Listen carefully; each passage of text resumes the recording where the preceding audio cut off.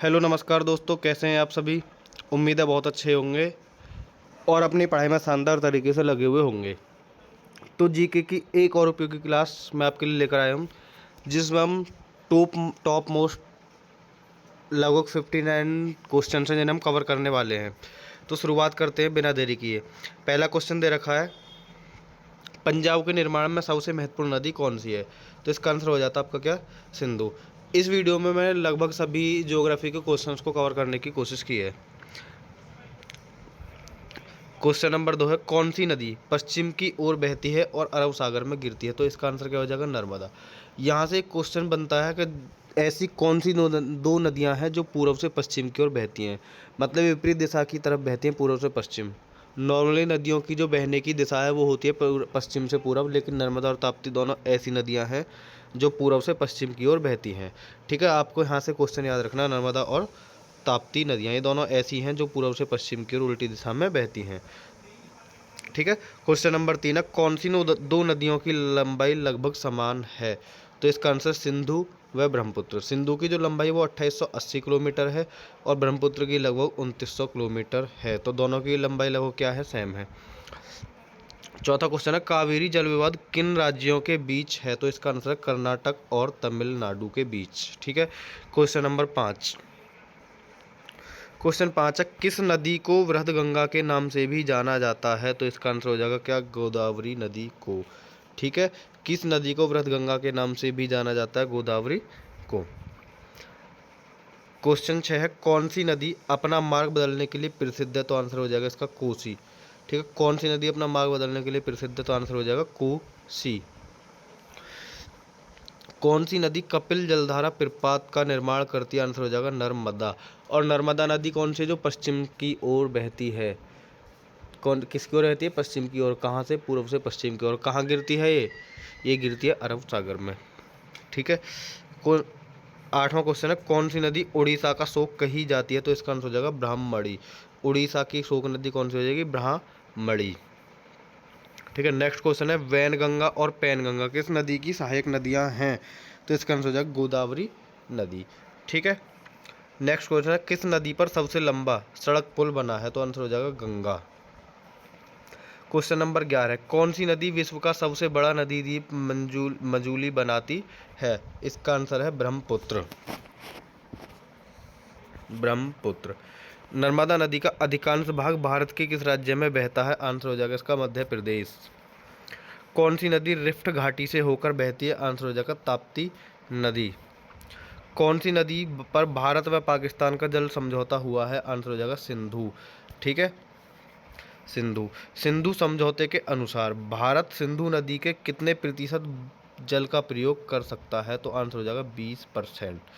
ठीक है, ये जो समझौता हुआ भारत और पाकिस्तान के बीच जो समझौता हुआ है, इसमें ये डिसाइड हुआ है कि सिंधु नदी का जो जल है वो भारत के लोग तो 20% यूज कर सकते हैं, लेकिन पाकिस्तान के कितना करेंगे, 80% जल का प्रयोग कर सकते हैं।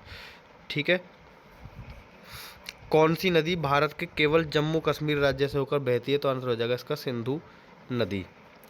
पंचगंगा तथा दूधगंगा किसकी सहायक नदियाँ हैं, कृष्णा नदी की। दामोदर नदी कहाँ से निकलती है, छोटा नागपुर के पठार से। शिप्रा नदी किसकी सहायक नदी है, चंबल नदी।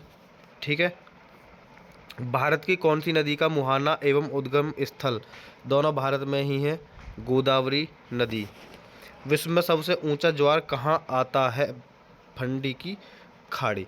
तो लगभग लगभग नदियों से जितने क्वेश्चन इंपॉर्टेंट थे वो सभी मैंने यहाँ तक ले दिए हैं। इससे आगे है वायुमंडल के संदर्भ में कुछ क्वेश्चन हैं। तो पहले जानते हैं कि वायुमंडल होता क्या है, वायुमंडल किसे कहते हैं। तो धरती के चारों ओर मौजूद गैसीय आवरण को वायुमंडल कहते हैं। तो वायुमंडल क्या, धरती के चारों ओर जो मौजूद हमारा गैसीय आवरण है उसे क्या कहते हैं, वायुमंडल। वायुमंडल कई तरह के गैसों का मिश्रण होता है। गैसों के अलावा वायुमंडल में जलवाष्प तथा धूल कण भी मौजूद होते हैं। तो वायुमंडल से रिलेटेड क्वेश्चंस को अब हम देखने वाले हैं यहाँ से आगे। ठीक है, क्वेश्चन नंबर 23 क्या, वायुमंडल में कितने प्रतिशत आर्गन है। आर्गन क्या है, एक गैस है। ठीक है, और आर्गन को कौन सी गैस बोला जाता है, उत्कृष्ट गैस है। उत्कृष्ट गैस कौन सी होती हैं, यहाँ से आपका साइंस में भी यहाँ से क्वेश्चन है, बहुत इंपॉर्टेंट बन जाता है साइंस में, और खासकर ये आर्मी अग्निवीर के लिए बहुत ज़्यादा इंपॉर्टेंट क्वेश्चन हैं। आर्गन उत्कृष्ट गैस, उत्कृष्ट गैस कौन सी होती हैं, जिनकी आखिरी कक्षा पूर्ण होती है। ठीक है, मतलब जिन्हें साझा करने के लिए ना तो इलेक्ट्रॉन देने की ज़रूरत है और ना ही इलेक्ट्रॉन लेने की ज़रूरत है, तो ऐसी गैसें क्या कहलाती हैं? उत्कृष्ट गैसें कहलाती हैं। ठीक है, तो उत्कृष्ट उसी का हिस्सा है। तो वायुमंडल में कितने प्रतिशत आर्गन गैस है? आर्गन होती है 0.93%।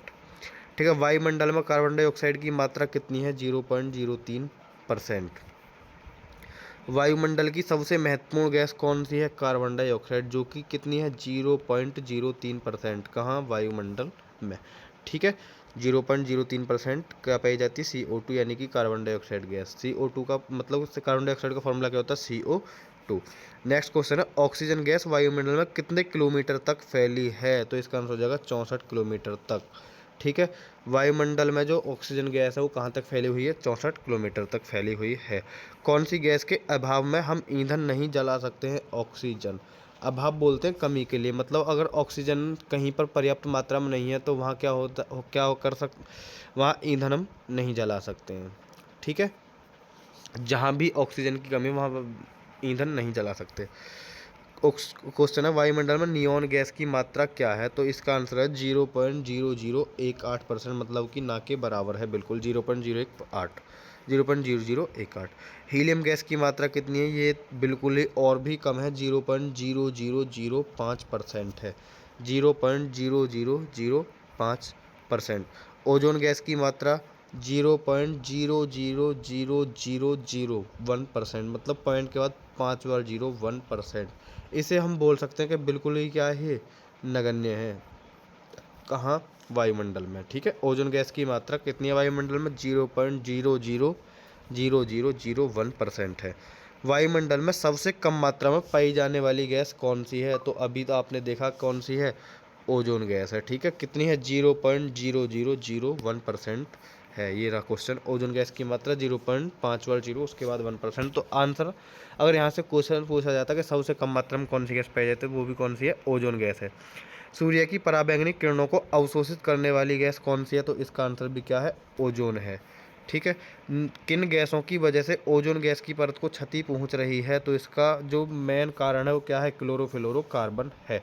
ठीक है, वैसे इसमें दो गैस होती हैं, नाइट्रोजन ऑक्साइड NO और क्लोरोफ्लोरोकार्बन CFC। ठीक है, CFC बहुत ही हानिकारक गैस है। अगला क्वेश्चन है, वायुमंडल की सबसे निचली परत का क्या नाम है? तो इसका नाम है क्या? क्षोभ मंडल। नेक्स्ट क्वेश्चन है, विषुवत रेखा पर क्षोभ मंडल की ऊंचाई क्या है? 16 किलोमीटर है। ध्रुवों पर क्षोभ मंडल की ऊंचाई कितनी है? 8 किलोमीटर है। क्षोभ मंडल में कितने मीटर की ऊंचाई के बाद 10 डिग्री सेल्सियस की कमी हो जाती है? तो प्रत्येक 165 मीटर के बाद। जैसे जैसे आप 165 मीटर की ऊंचाई कवर करते जाओगे, वैसे ही उसका तापमान क्या हो जाएगा? 10 डिग्री सेल्सियस कम होता चला जाएगा प्रत्येक 165 किलोमीटर की दूरी पर। ठीक है, ऋतु तथा मौसम संबंधी घटनाएं किस मंडल में होती हैं? तो क्षोभ मंडल में। ये जो हमारी वर्षा ऋतु है, ग्रीष्म ऋतु है, ये जितनी भी जो हमारी 4 प्रकार की ऋतुएं हैं, ये सब कहाँ होती हैं? क्षोभ मंडल में। और क्षोभ मंडल क्या है? वायुमंडल की सबसे निचली परत है। ठीक है, क्षोभ मंडल को और किस नाम से जाना जाता है? तो इसका आंसर है संवहन मंडल। ठीक है, क्षोभ मंडल किस नाम से जानते हैं? संवहन मंडल के नाम से। वायुमंडल की किस परत में हवाएं चला करती हैं? तो कहाँ होंगी? क्षोभ मंडल में। अभी जैसा आपने क्वेश्चन पढ़ा था कि ऋतुएं कहाँ होती हैं? क्षोभ मंडल में। तो हवा कहाँ से चलेंगी? हवा भी कहाँ है?